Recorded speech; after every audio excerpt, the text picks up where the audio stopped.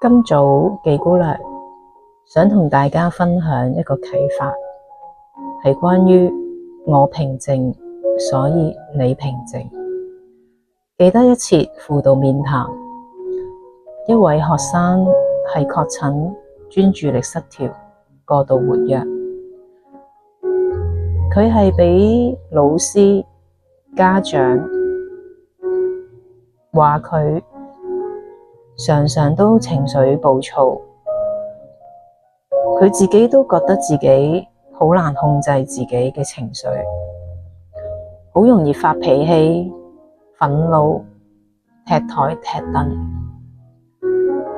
咁我嘗試同佢一齊感受住自己嘅身體，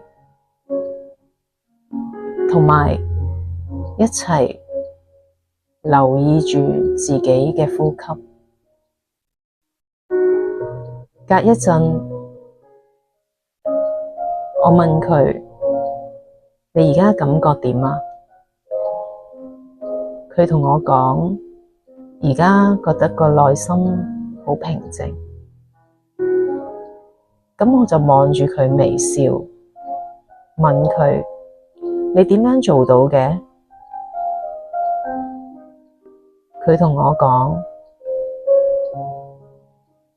我見到你好平靜，所以我都變得好平靜。唔知大家會唔會都有呢個發現呢？祝福大家。